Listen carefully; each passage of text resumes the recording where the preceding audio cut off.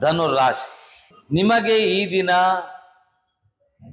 ಮಧ್ಯಾಹ್ನದವರೆಗೆ ನಿಮ್ಮೆಲ್ಲ ಕೆಲಸ ಕಾರ್ಯಗಳು ಶುಭವಾಗಿ ಮುಂದುವರೆದು ಮಧ್ಯಾಹ್ನದ ನಂತರದಲ್ಲಿ ಕೆಲವು ಅಸಮಾಧಾನದ ಘಟನೆಗಳು ಎದುರಾಗುವ ಸಾಧ್ಯತೆ ಇದೆ. ಮಾತಾಪಿತೃಗಳಿಗೆಂದಿಗೆ ಮನಸ್ತಾಪಾದಿಗಳು ನಡೆಯುವ ಸಾಧ್ಯತೆ ಹೆಚ್ಚಿರಬಹುದು.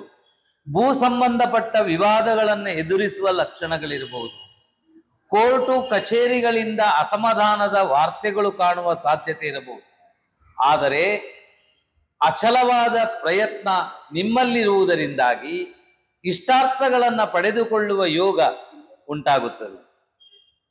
ಧನುರಾಶಿಯವರು ಮಿಶ್ರ ಫಲದಾಯಕವಾದ ದಿನವನ್ನ ಈ ದಿನ ತಮ್ಮ ಪಾಲ ಅನುಭವದಲ್ಲಿ ಬರುವ ಸಾಧ್ಯತೆ ಇದೆ.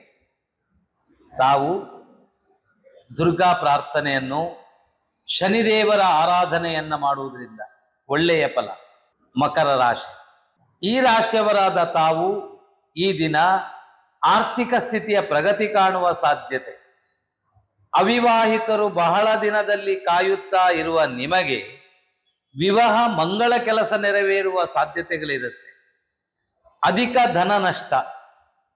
ಉದ್ಯೋಗಕ್ಕಾಗಿ ಅರಸಿ ನಿಂತ ನಿಮಗೆ ಉದ್ಯೋಗ ಪ್ರಾಪ್ತಿಯಾಗುವ ಲಕ್ಷಣಗಳು ಕಾಣಿಸುತ್ತೆ. ಭೂ ಸಂಬಂಧಪಟ್ಟ ವ್ಯವಹಾರ ಮಾಡುವವರಿಗೆ ಧನಲಾಭ, ಅಧಿಕ ಧನಲಾಭ ಯೋಗ. ತಾವು ಈ ದಿನ ಮಾಡಬೇಕಾದಂತಹ ದೈವಿಕ ಆರಾಧನೆ, ಸೂರ್ಯನಾರಾಯಣ ದೇವರ ಪ್ರಾರ್ಥನೆಯನ್ನು, ಹಾಗೆಯೇ ಪಕ್ಷಿಗಳಿಗೆ ಧಾನ್ಯ ಸಮರ್ಪಣೆ ಮಾಡುವಂತಹ ಪ್ರಯತ್ನವನ್ನು ಮಾಡಿದರೆ ಒಳ್ಳೆಯ ಫಲ.